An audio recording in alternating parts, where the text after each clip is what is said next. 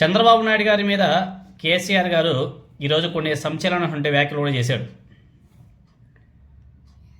గోదావరి కన్నీటి గోసను, అదేవిధంగా కాళేశ్వరం నీళ్లు అందక పంటలు ఎండిపోయిన రైతన్నల గుండె కోతలను తెలిపేందుకు రామగుండం మాజీ ఎమ్మెల్యే కోరుకంటూ చందర్ ఆధ్వర్యంలో రామగుండం నుంచి ఎర్రవల్లి వరకు 200 మందితో కూడినటువంటి 180 కిలోమీటర్ల పాదయాత్ర వారం రోజుల పాటు కొనసాగి శనివారం ముగిసింది.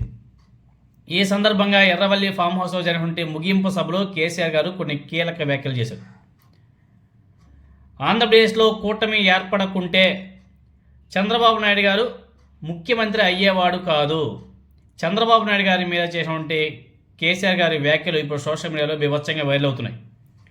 చంద్రబాబు నాయుడు గారు అనే వ్యక్తి ముఖ్యమంత్రిగా ఉన్నాడు అంటే దానికి కారణం కూటమి వల్లే ఆయన ముఖ్యమంత్రి కాగలిగాడు. ఆయన గతంలో 2-3 సార్లు ముఖ్యమంత్రిగా పనిచేశాడు. ఆ టైంలో కూడా కూటమిగా వెళ్ళి ఆయన ముఖ్యమంత్రి అయ్యాడు తప్ప సింగిల్గా వెళ్ళి పోటీ చేసిన దాఖలాలు లేవు అని చెప్పేసి కేసీఆర్ గారు చాలా స్పష్టంగా మాట్లాడాడు. ఆయన చెప్పింది నిజమే, తప్పేముంది?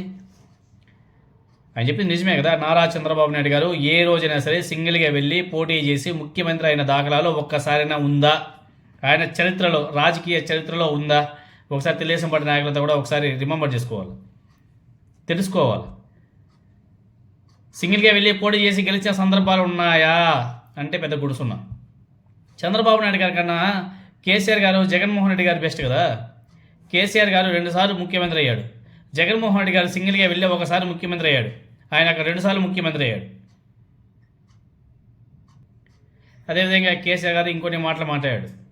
ఈ నేలపై ఎవరు కూడా శాశ్వతం కాదు, అందరూ ఒక్కో కేసీఆర్ లాగా తయారు కావాలి, తెలంగాణ హక్కుల కోసం పోరాడాలి. 10 ఏళ్ళు బీఆర్ఎస్ అధికారంలో ఉండగా తెలంగాణలో ఎటువంటి ఇబ్బందులు లేవు. ఇప్పుడు సమస్యల వలయంలో తెలంగాణ చిక్కుకుంది. ఆనాడు మోదీ గారు తన మెడపై కత్తి పెట్టినా తెలంగాణ కోసం తాను ఎక్కడా కానీ వెనుకడుగు వేయలేదు అని చెప్పేసి గత చరిత్రను ఒకసారి కేసీఆర్ గారు రిమెంబర్ చేశారు. తెలంగాణ కోసం ఎప్పటికైనా పోరాడేది బీఆర్ఎస్ పార్టీ మాత్రమే. అదేవిధంగా మేనిఫెస్టోలో లేకుండా కానీ రైతు బంధు, కళ్యాణ లక్ష్మి ఇచ్చినటువంటి ఘనత బీఆర్ఎస్ పార్టీది. తెలంగాణని ఆనాడు ఇందిరాగాంధీ గారు మోసం చేసింది. నోటుకు వచ్చినటువంటి హామీలు ఇచ్చి అధికారంలోకి వచ్చిన తర్వాత కాంగ్రెస్ పార్టీ మళ్ళీ ప్రజలను మరోసారి వంచింది. ఒక హామీ కూడా సరిగ్గా నెరవేర్చడం లేదు. మేనిఫెస్టోలో పెట్టుకున్న రైతు బంధు, కళ్యాణ లక్ష్మి ఇచ్చినటువంటి ఘనత బీఆర్ఎస్ పార్టీకి మాత్రమే ఉంది.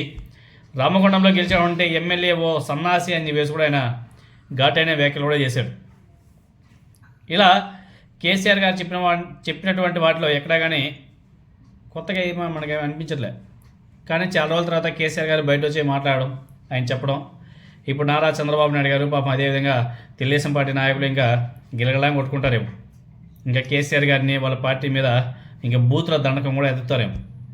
కేసీఆర్ గారు అలా మాట్లాడేలోపు ఇంకో రేంజ్లో ఎగరతారులే, మామూలు కూడా కాదు. కాబట్టి నారా చంద్రబాబు నాయుడు గారి గురించి మనకు తెలిసిందే.